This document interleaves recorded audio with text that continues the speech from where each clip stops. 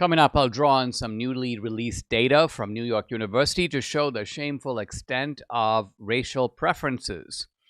I'm going to celebrate what looks to be the demise of the environmental activist group called Greenpeace. And Professor Stanley Ridgley, he's the author of DEI Exposed, joins me.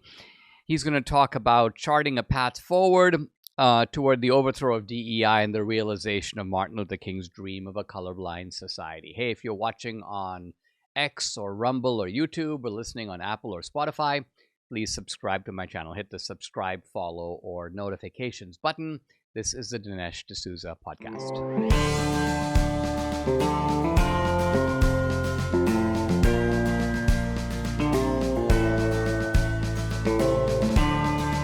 America needs this voice.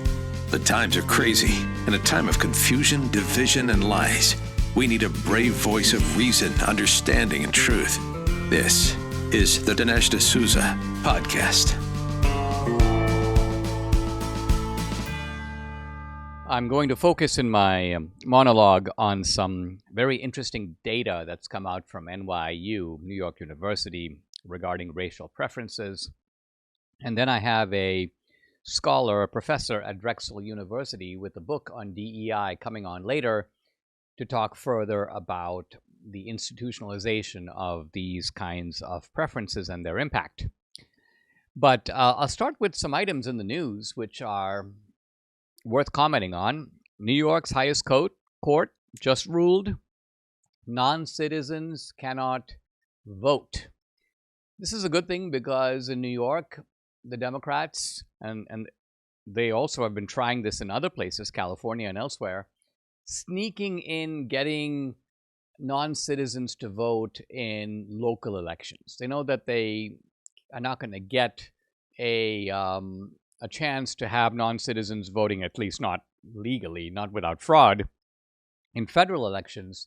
So their argument is, well, these people, they pay taxes and they should benefit from local services, so why should we deny them participation? This is the argument, but the decision, interestingly, from the New York Court of Appeals was 6-1. So in a liberal state, the judges just looked basically at the New York Constitution, at the law, and they were like, no, this is not allowed. So that's a good thing. Although I would expect that they won't give up on it. They'll be back trying again.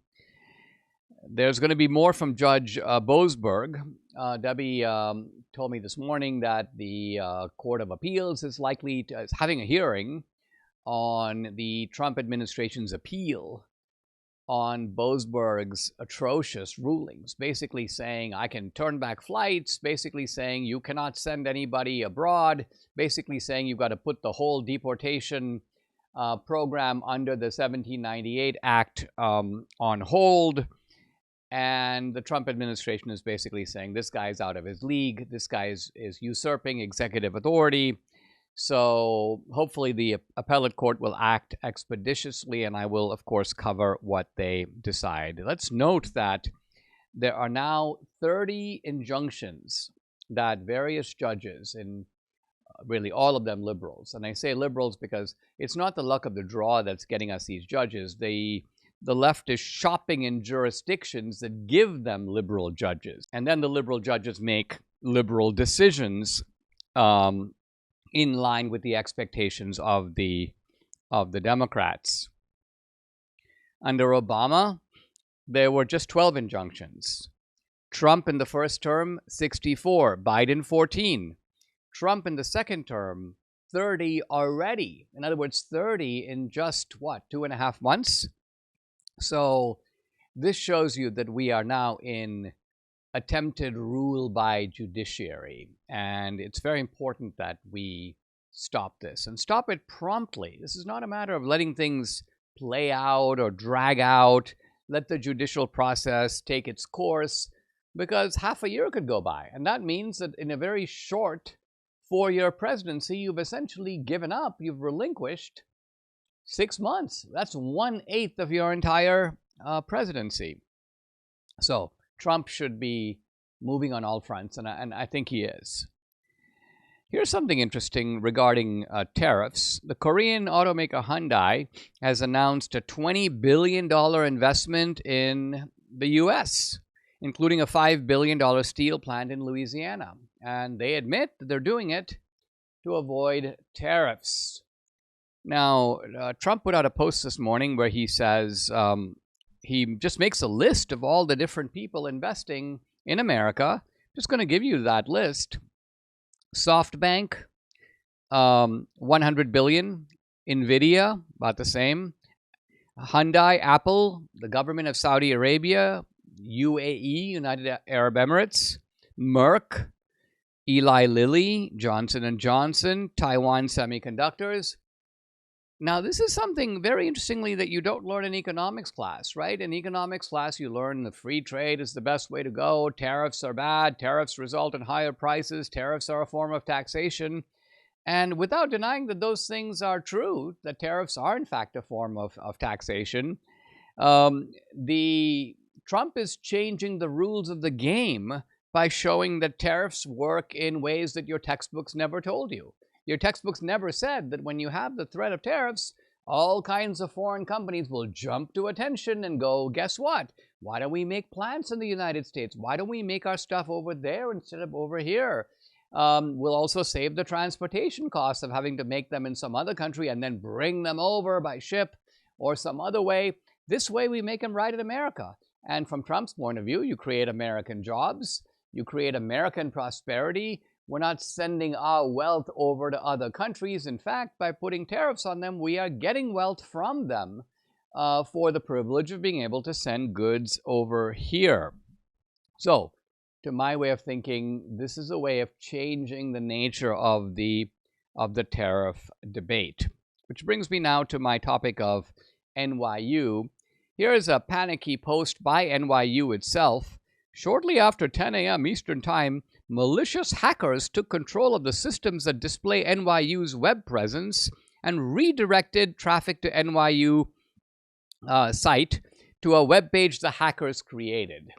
Now, the hackers, as it turned out, weren't just taking you away from the NYU site. They were showing you data that NYU had concealed or suppressed or was not making public about their own racial preferences. Remember, these universities always say, oh, diversity is really about choosing among equally qualified applicants. No, we're not engaging in systematic racial preferences. No, we're not violating anti-discrimination. No, we're not violating the Civil Rights Act of 1964. Well, here we have 4 little bars showing the SAT scores of the 4 groups. And this is the admissions. These are for people admitted to NYU in 2024. Basically, to get into NYU, if you're Asian American, your SAT score, 1485. If you're white, 1428. If you are Hispanic, 1355. If you are black, 1289. So again, we're not talking about differences that are, 10 points, 15 points. In other words, we're not talking about modest differences. We're talking about differences of hundreds of points on the SAT, which often translates to 1 year or 2 years of cognitive development. And so this is blatant stuff, and I think blatantly illegal. Fortunately, our friend Harmeet Dillon is now at the Civil Rights Division in the department that has every authority to look into this. And I hope that she is on high alert and diving right into it, because it is time to call these universities to account. In fact, it's time to treat them as the discriminators that they are. There is no reason to treat different classes of racial discrimination as if one type of racial discrimination is benign, another type is invidious. No, it's all invidious racial discrimination and should all be treated that way. And these universities need to be held to account. Tariff wars, recession fears, stubborn inflation. In this environment, gold has been routinely hitting all-time highs, and we can see why. In volatile markets like this right now, We don't want to sit on the sidelines with our heads in the sand. We need to take control, safeguard our savings. And this is why so many Americans today are turning to Birch Gold Group, like Debbie and I have. They've helped tens of thousands convert an existing IRA or 401k into an IRA in physical gold. Is it time for you to find out if you can hedge against inflation and economic instability with gold? To learn how to own physical gold in a tax-sheltered account, text Dinesh to 989898. Birch Gold will send you a free, no-obligation information kit. Again, text my name, Dinesh, to the number 989898. Birch Gold has an A-plus rating with the Better Business Bureau, countless 5-star reviews. I count on Birch Gold to help me protect my savings with gold, and you can too. It took decades to get us into the tangled mess that they're trying to unpack now. Well, how long will it take to get out of it, and at what cost? Take action. Text Dinesh to 989898 today. Debbie and I are tired of looking for good movies to watch. It's not easy, and we're also tired of destructive content flooding our screens. This is why I joined the Angel Guild community. I wanted entertainment that inspires and uplifts and doesn't drag us down. With Angel Guild, I can vote on upcoming films and support movies that reflect values that I align with. Plus, I get early access to inspiring content. I no longer have Hollywood entertainment pushing its agenda into my home. Angel Studios is leading the charge, creating high-quality, faith-filled films like Sound of Freedom, Cabrini, and Homestead. These movies are powerful, impactful, and a must-see if you haven't already. If you want to make a real difference, where we put our dollars shapes the future of entertainment. So let's support content that amplifies light and protects our kids from harmful influences. Join me in making a difference today by visiting angel.com/Dinesh. That's angel.com/Dinesh to join the Angel Guild now. We might be seeing the end of the environmental group called Greenpeace. You've probably heard of Greenpeace. It is a left-wing climate change environmentalist activist group. And it's not just a group, by the way, in the United States. It's a worldwide, or at least an international group. It's got its headquarters in the Netherlands. And there is an American division, which is Greenpeace USA, but there is also Greenpeace International, and there is a funding arm of Greenpeace called Greenpeace Fund. Now, Greenpeace was hauled into court. All these different wings of Greenpeace, all the factions of Greenpeace were hauled into court for engaging in disruption of a pipeline, the construction of a pipeline in North Dakota. It's called the Dakota Access Oil Pipeline. And it is being built by a Dallas-based group called Energy Transfer, and its subsidiary, which is called Dakota Access.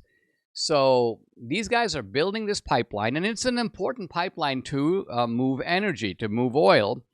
In fact, it moves about 5% of all the oil in the United States, 5% of the daily oil production.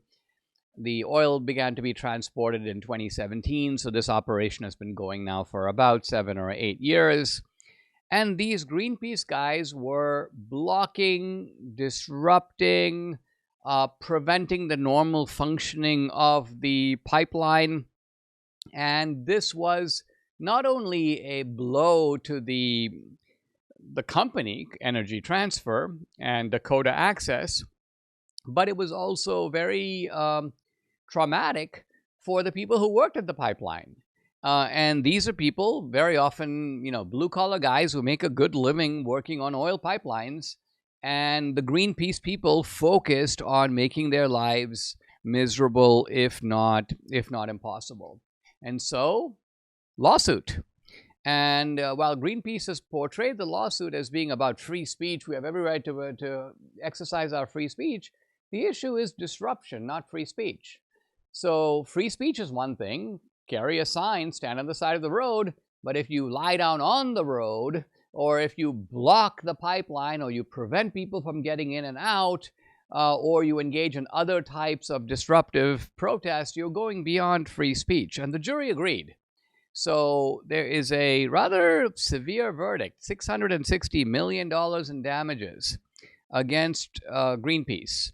And these damages are parceled out. So Greenpeace USA was found liable for all counts and got the majority of the penalty.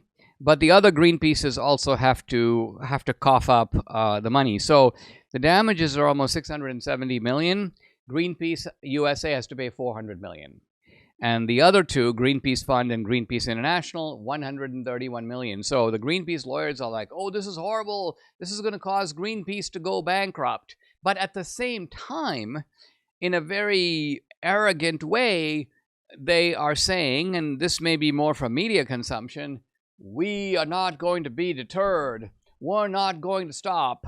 We believe in our cause. The cause lives on. So here we go. The fight against big oil is not over, says Greenpeace International General Counsel Kristen Casper. We know the law and the truth are on our side. So Greenpeace is going to appeal. This inevitably happens in these situations. And so there's more legal battling to come. But the fact is that Greenpeace is facing this liability, and it's not clear that they will win an appeal. After all, a jury has kind of looked at the facts in this particular case, and unless Greenpeace can now convince a court of appeals that this is not about disruption, or at least that it's really a free speech case, and Greenpeace has every right to be doing the things that it has been doing, that the disruption is constitutionally protected. Unless an appellate court goes that way, Greenpeace is in real trouble.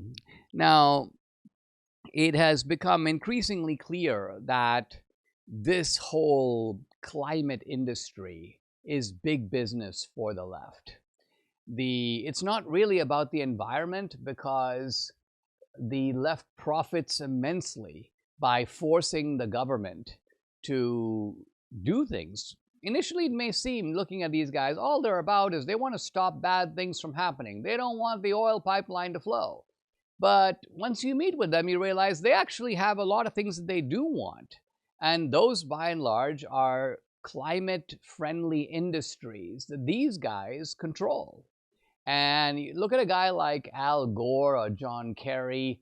These are people who are actively involved with the climate industry. And what I mean is that they make a fortune, Al Gore does for sure, by offering their own climate projects, serving on the board of various climate organizations. So it's all presented in the language of saving the planet, protecting the penguins and the panda bears. But there is a great deal of money involved. And the more you can browbeat countries, particularly Western countries — it's not easy to do this with non-Western countries because they look at you like you're out of your mind, not to mention the fact that they have increasing needs for oil and fossil fuels, and they are not going to be deterred in their own national economic development by a bunch of ponytailed activists. So they might sometimes give lip service to these causes. Oh, yeah, net zero. Yeah, we're going to be having a meeting about that. We're going to be thinking about that. But in reality, they don't care about it. But the Western countries can be browbeaten. You can appeal to their guilt. Well, listen, the only reason your country became rich and powerful and made all this economic development is by trampling on the environment. You need to give back. And give back, as I'm trying to suggest here, very often means you need to put money in our pocket. So the point I'm getting at here is I don't feel sorry for these organizations like Greenpeace. Not only are their facts wrong, not only is their cause, in a way, an unjust one, but at some level, it's a profit-making business of its own, with the only difference that it's a profit-making business in this case that doesn't serve the consumer, that doesn't serve the citizen. It merely puts money into the pockets of the climate entrepreneurs.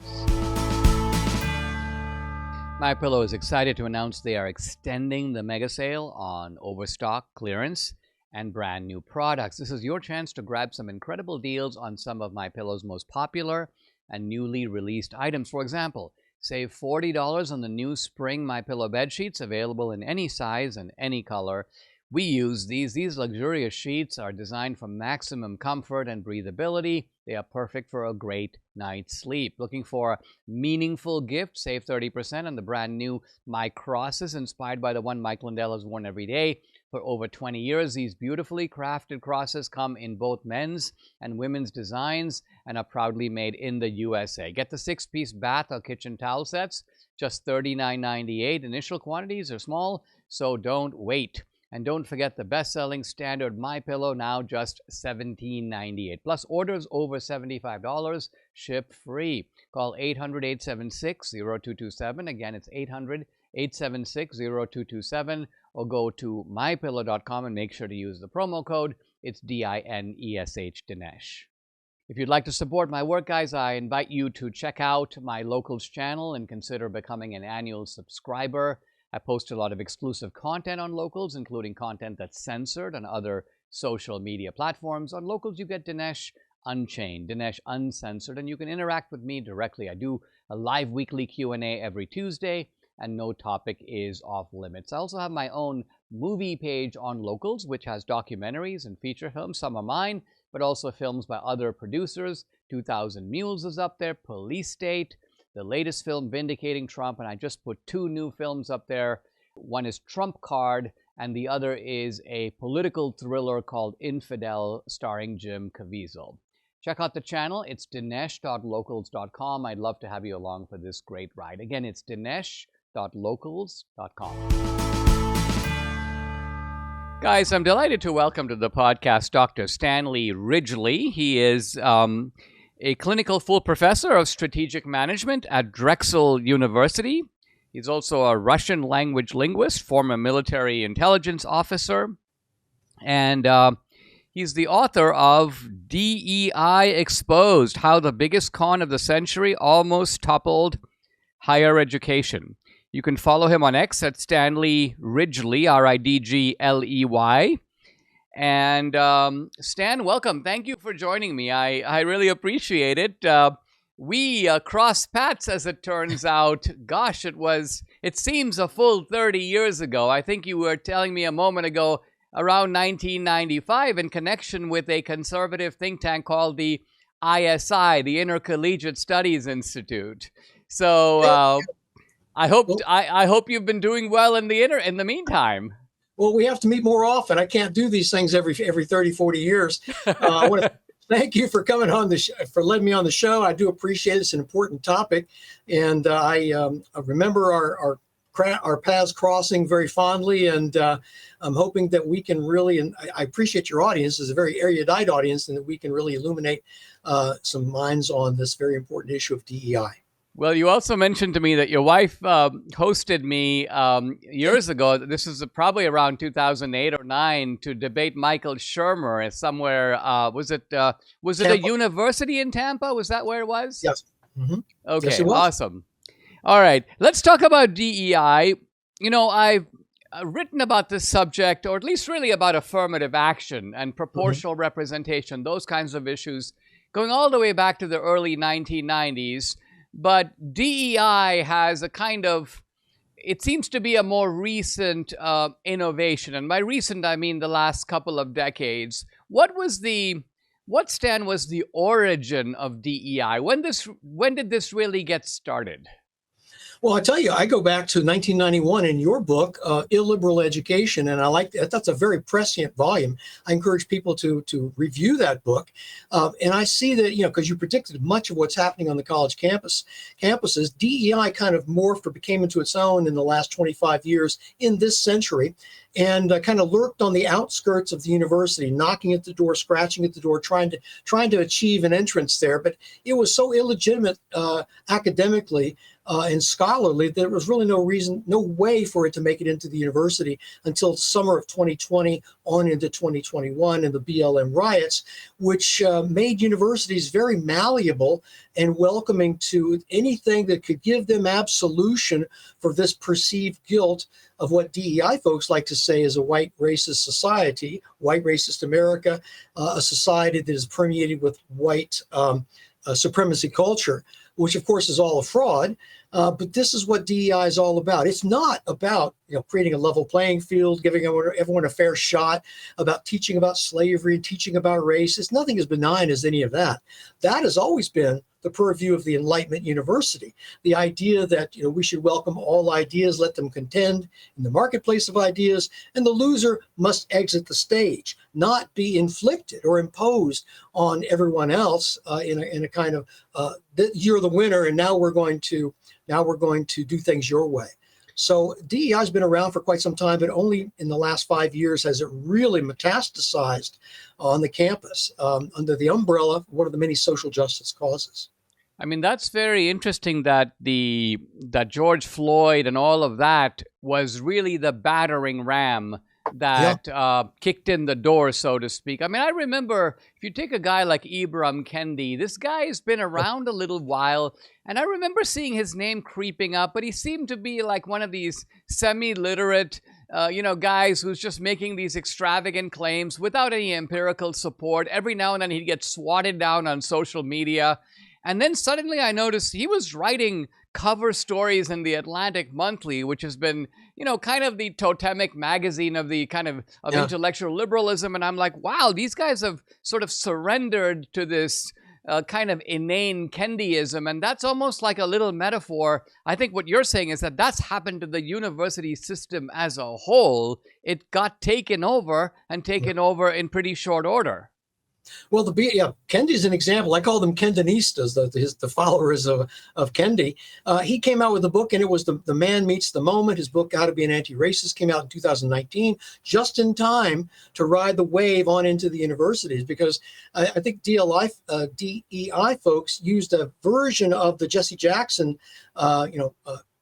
con from the 1980s, where he said, hey, that's a nice business you have there. Be a shame if something happened to it. The kind of protection racket that Jesse Jackson used to coerce funds from. Well, DEI folks did the same thing. That's a nice university you've got there. Be a shame if demonstrations came to your university and you were shown to be a racist organization. And so DEI people said, we can offer you absolution in a con game. They didn't say con game, but in a con game that's called virtuous victimhood.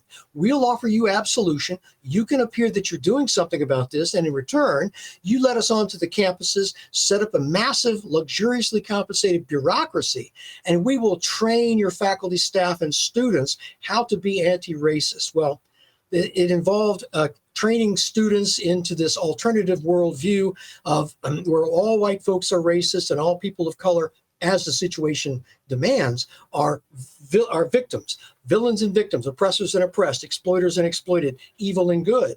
And this binary, this alternative universe, this alternative Manichaean binary is the salt and pepper, the meat and potatoes of DEI. It's false. It is demonstrably false. It's a fraud. And yet universities have been paying big bucks, and I can get into that in a moment, to maintain these bureaucracies. But thank goodness, Dinesh, these things are coming to an end under the new administration in the Department of Education.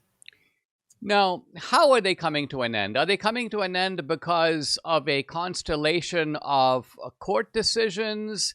Are they coming to an end? I mean, I think, for example, about this recent, in some ways, it's a reverse browbeating, I would call it. It's a battering ram on the other side, but it looks like the Trump administration went to Columbia and basically said, you know what, nice university you've got over there, but be a real shame if we took away all your federal funding, wouldn't it? And so suddenly Columbia becomes malleable. We're going to ban these protesters from having masks, and we're now going to discipline the people who took over the university hall forcibly, and we're going to now re-examine our kind of ethnic studies and Palestinian studies department.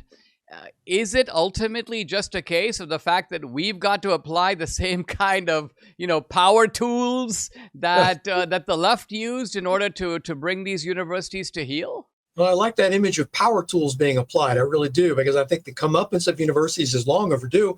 And if Columbia University had done what it should have done on its own, disciplining students and making students and the faculty adhere to their own regulations, we wouldn't even be having this conversation. Columbia would not be on the front page of losing their $400 million, but they abdicated their responsibility to protect their own students, to display oversight of its own academic departments. It lost control of the university. That's clear. And that is what the letter states. And I would say that the letter from March 14th by the federal government to Columbia saying, we want you to do this, this, this, and this, these are things that Columbia should have been doing all along. And we expect you, the Department of Education, expect you, Columbia, to adhere to U.S. civil rights law. We expect you to protect students. We expect you to prohibits people from wearing masks while they intimidate other people. And so I think that what we're seeing is simply a bringing back into balance. I like to think that federal funding is really the only, I don't use the word weapon, but the only leverage that the federal government can utilize against the university, which doesn't pay taxes on its endowment, which has a kind of a carte blanche kind of thing. Come on, give us this money, this research money, and no strings attached. Well, I think those days are over, and Columbia has no one to thank but itself for the results of what's happened in the last couple of weeks. Is it the case, Stan, that somehow the demographic complexion of these colleges has radically changed? And I say that because when I was at Dartmouth, this is going back to the very late 70s and early 80s. I mean, there were probably, I would say, 8 or 9 Asian Indian students on the entire campus. And I could recognize them because I'd see them from time to time. I read recently that at Columbia, the foreign-born students outnumber the American-born students. And I guess the idea here is that these maybe wealthy families abroad are able to pay the tuition, and so the colleges are drawing in these Pakistani students, Chinese students, Middle Eastern students, and so you get a Columbia that probably looks radically different from what it looked like a couple of decades ago. Is this part of the problem, that these are, in a sense, no longer American universities anymore? Well, I think that the problem arises from foreign students coming in and trying to change the character of an American university. That would be the core of the problem. There's nothing inherently wrong with having an internationally based student body. We have one right here at my own university, Drexel University. But lots of students from India, students from Russia, Albania, China, and there's nothing inherently wrong with that. In fact, I think it really leavens the intellectual atmosphere of Drexel University. At Columbia, the problem was the fact that a lot of these folks who are coming over to study are doing a lot more than simply studying. They are basically trying to change the character of the American university into something that is much more to their liking. And I think that the lever for this, the fulcrum for this lever, was the attacks from Gaza on Israel back on October 7th, 2023, which they then leveraged into gaining support, a lot of support from foreign students, and a lot of people not even knowing what they were in favor of. And this was kind of like the linchpin for a whole host of causes. These leftists are always the same. You find all kinds of people coming in. Oh, there's a demonstration. I'm going to go demonstrate for LGBT rights. I'm going to demonstrate for this or that, union labor, that kind of thing. And so you find it becomes a big festival of protest. I think that the idea that international students have a propensity to do this is not really all that true. I think we have to really examine what these folks are doing, make sure that they're not violating the terms of their visa, the terms of their study, and if they are, they ought to be ushered a swift exit.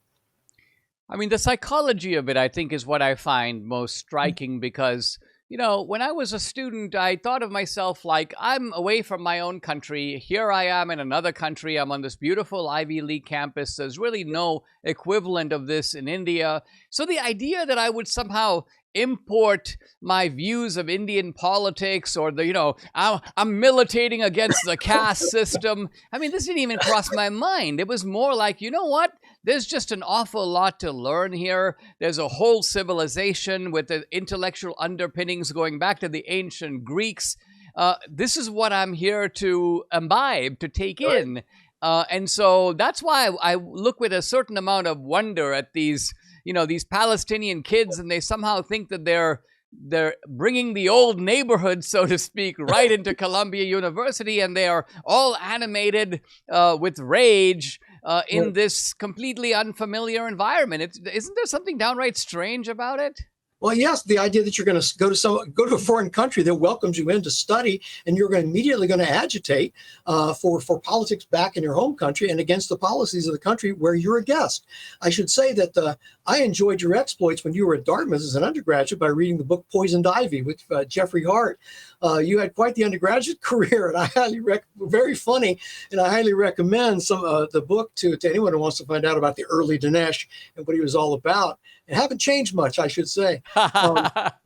Well, Stan, that book was written by Jeffrey Hart's son, Ben Hart.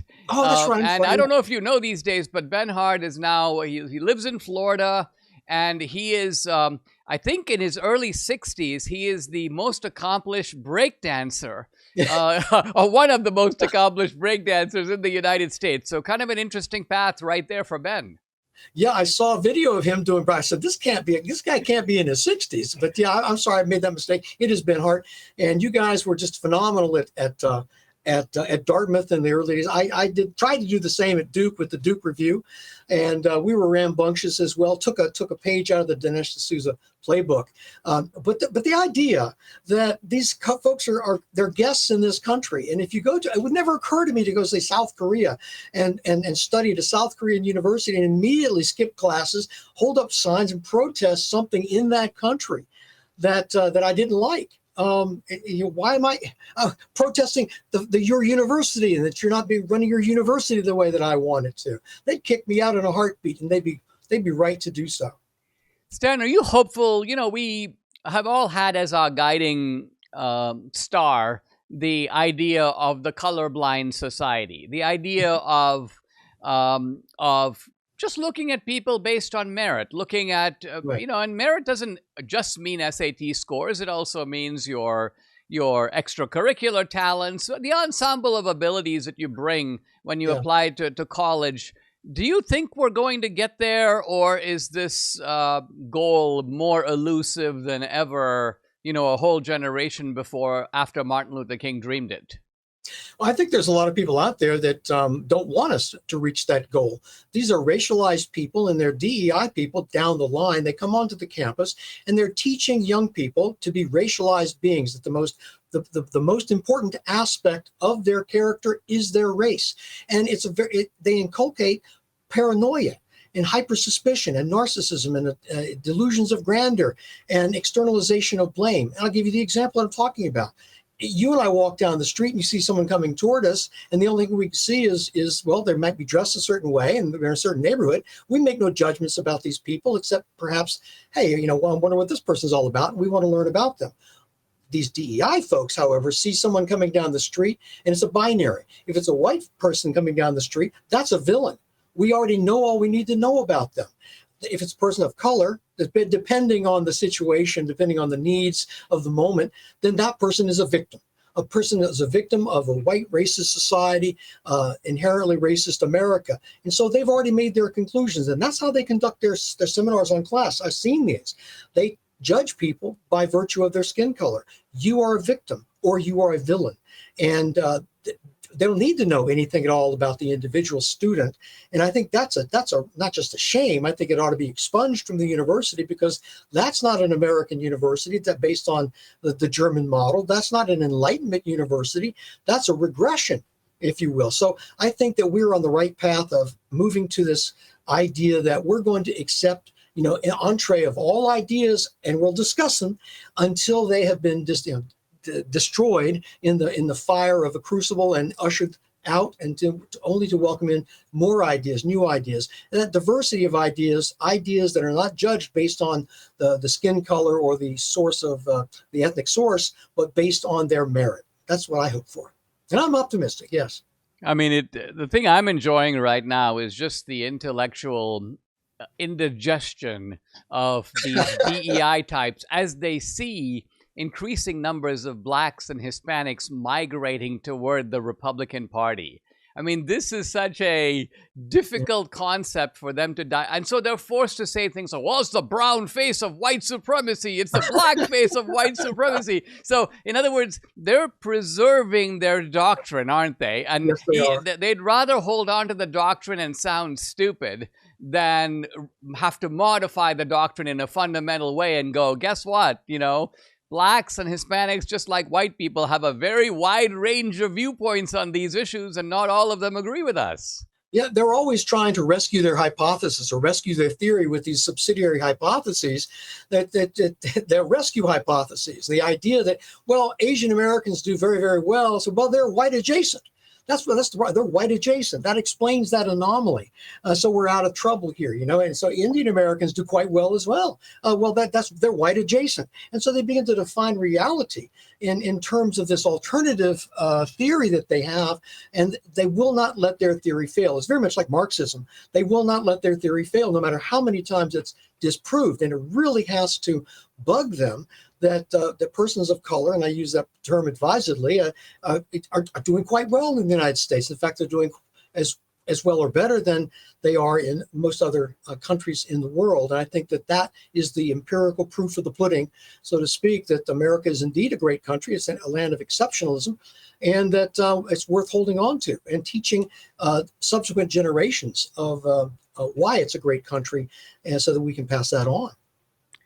Guys, check out the book. It is DEI Exposed. It's written by Professor Stanley Ridgley of Drexel University. Follow him on X at Stanley Ridgley. Stan, it's a real pleasure. Thank you so much for joining me. I certainly thank you, and I thank you for having me on. It's been a pleasure. Let's connect again sometime before next 40 years, okay? I look forward to it. I'm picking up on my discussion of Ronald Reagan, how an ordinary man became an extraordinary leader. We're really just in the opening section of the book, which is called Why Reagan Gets No Respect. Now, it's not that Reagan gets no respect at all, but it's that Reagan remains, even now, decades later, somewhat of a mysterious figure. I'll talk to people who were in the Reagan administration, around Reagan, and I noticed that they seem slightly bewildered by Reagan. Now, I don't know if something of the same can be said about Trump, because I think that they are both mysterious, but not quite in the same way. So let's zoom into Reagan to see what I'm talking about, and you keep in the back of your mind whether you think the same about Trump. One of the things that the critics of Reagan never understood is what is the source of Reagan's appeal. Like, what made him tick?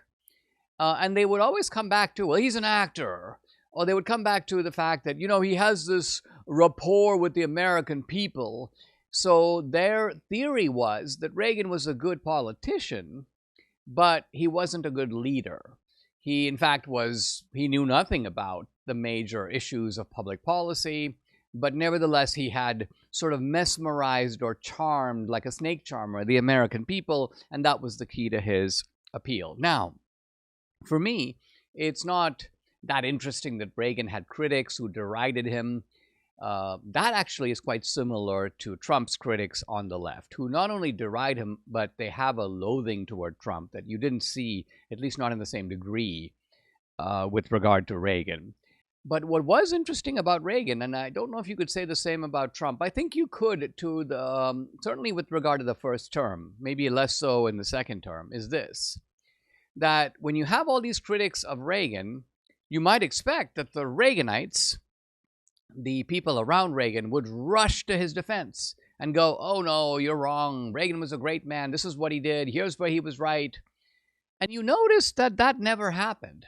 There are, in fact, relatively few books defending Reagan. Mine, in a way, stands out because when I wrote it, and remember, I was a young guy in the Reagan years, so I was not in the cabinet. There were plenty of people who had the credentials and the daily exposure to Reagan, and yet they didn't speak up. They were kind of on the sidelines. It's because they too were somewhat ambivalent about the man and a little bit mystified themselves about what made him tick. Some of the Reaganites wrote memoirs. Ed Meese wrote one. Don Reagan, who was the chief of staff and earlier, I believe, the Treasury Secretary, wrote one. Michael Deaver, who was a top Reagan aide, wrote one. David Stockman, who was chief of the budget, wrote one. Now, here's the interesting thing. Ed Meese's biography was very positive, very pro-Reagan. Meese was an old buddy of Reagan's going back to the California days. But most of the other memoirs, oddly enough, are somewhat negative.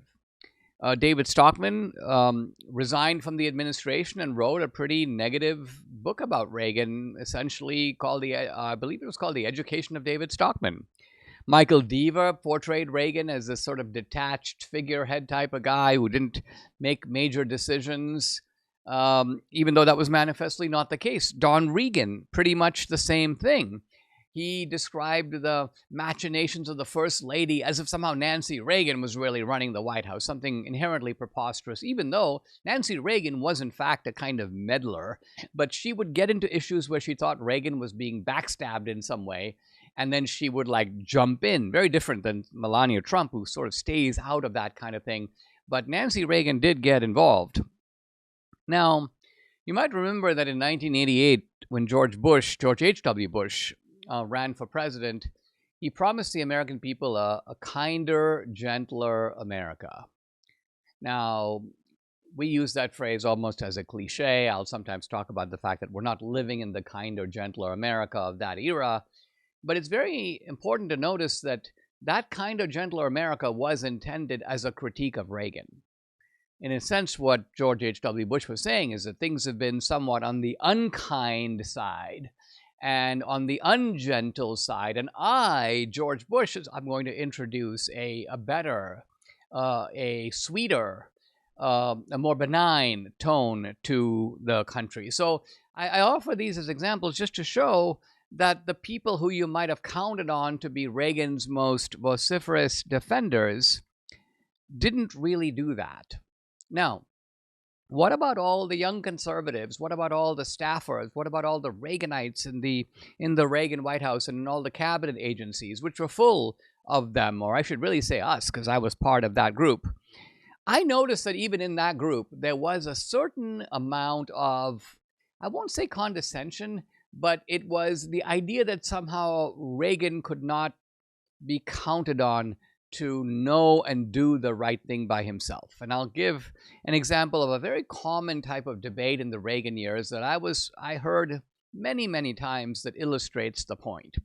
And that is, these were the conservatives who, you know, in the restaurants and conferences and bars of DC would sit around and talk about the two groups of people around Reagan, the true believers and the moderates. The moderates were sometimes called pragmatists.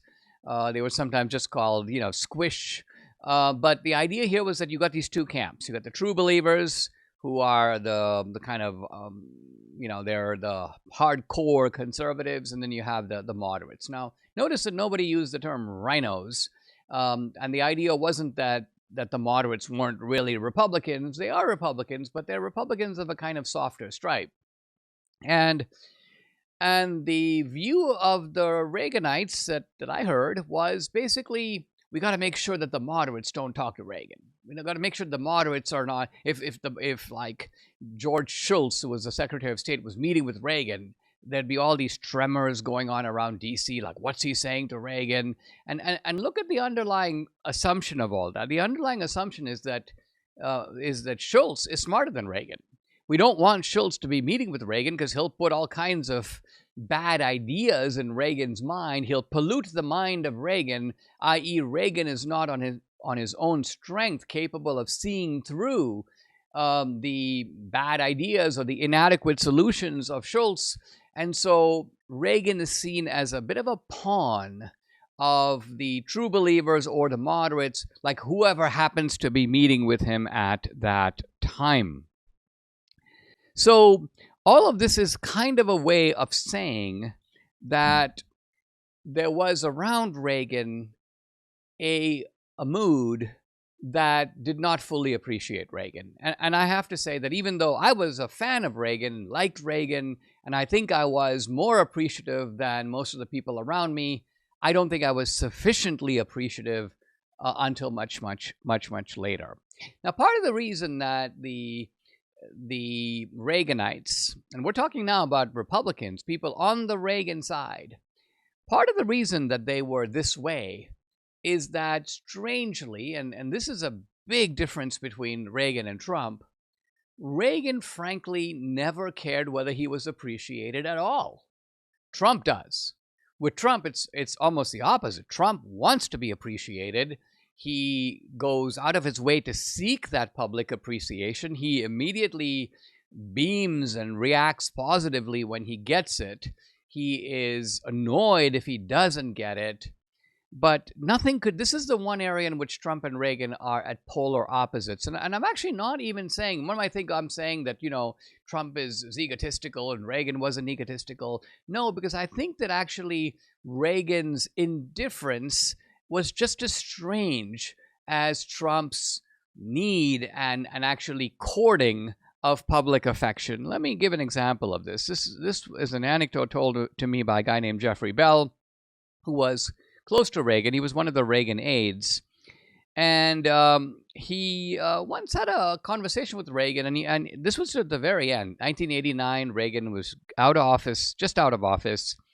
And Jeff Bell said to him, Mr. President, you are a very lonely man in the White House. When you look at all these memoirs written about you, all these people criticizing you, it must have been, you must have felt all by yourself.